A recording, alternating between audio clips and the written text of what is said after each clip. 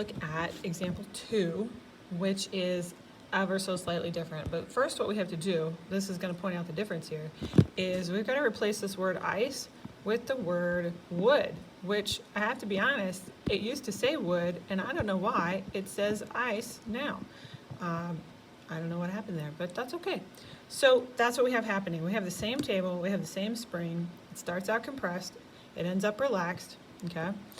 But now we have a block of wood. So when we draw some stuff on here, there's going to be something different about that wood. When wood slides across the table, there is going to be friction. So we're going to write wood here. There is friction, okay? So when we include energy, that means that we're going to have thermal energy. I'm going to put an exclamation point there. And it's going to be in the table because the table is going to get warmed up, okay? In the table. Now I recognize that the wood is probably going to get a little warm too, but we're going to make the assumption that most of the thermal energy goes to the table, which is true. So when we look here and we think about our energies, there's the elastic potential energy that we saw last time, and the wood being up off the ground is the thing that has the gravitational potential energy. And as it slides, oops, there we go, the wood, that's an arrow pointing right there. The wood is the thing that has the kinetic energy, and it's still up off the ground, so it still has the gravitational potential energy, but because of the friction, it's the table that has the thermal energy. So what is our set of bar graphs going to look like now because of this thermal energy? Let's find out. Okay, so we're going to have the same set of energies. Let's see if I can remember what order I wrote them in. Okay, so we had elastic, we had gravitational, we had kinetic, and now we're going to have thermal energy in our system. Okay, so I'm going to put those over here too. The elastic, gravitational, kinetic, and thermal energy. Okay. All right, so let's start with what's in our system. All right, so it's the same system. Now it's a block of wood. It's still a brick, I guess, but this time it's wood. If you wanted to replace that with the word wood, you could. Ah, that rhymed.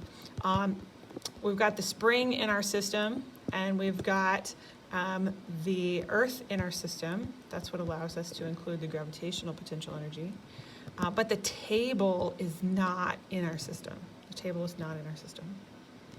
Okay, so when we draw our initial potential energies, our initial energies, we have that gravitational potential energy, that one block of gravitational potential energy, and that elastic, the 3 blocks of elastic potential energy, just like we had before. Okay, so the initial state looks the same. It's our final state that's going to be different. So when the energy moves, the spring is still going to be giving some energy to the brick, okay? But the brick sliding across the table is going to be giving some of its energy. Let me not be zoomed in anymore and draw a random mark. There we go. The brick is going to give some of its energy to the table, okay? And so notice that last arrow that I drew, it just left the circle, okay? And so that was some thermal energy that left the system. So I'm not actually going to be drawing any thermal energy in my bar graphs. So the gravitational potential energy, back to purple, is still there. And the kinetic energy is still there, but some of the energy left. So of my 4 blocks, how many blocks of energy do I think left? And you could pick any number you wanted. In the rubric, when I grade these things, I'm not looking for a particular number or a particular amount of energy. I'm looking for how it changed. There should not be the same amount of kinetic energy as there was elastic potential energy because some of the energy left. So if I put 2 blocks here, then 1 block of energy left my system, okay? That means my system is open because energy left it. Now, how do I show this mathematically? Well, if some of my energy left, in math, if I lose something, that's kind of like subtracting. So I have one block of gravitational potential energy and 3 blocks of elastic potential energy, and I lost, okay? There's me losing 1 block of thermal energy. And then in the end, I have 1 block of gravitational potential energy and 2 blocks of kinetic energy. And then when I look at that math, does 1 plus 3 minus 1 equal 1 plus 2? Yeah, it does, because 1 plus 3 minus 1 is 3, and 1 plus 2 is 3, and those are the same thing.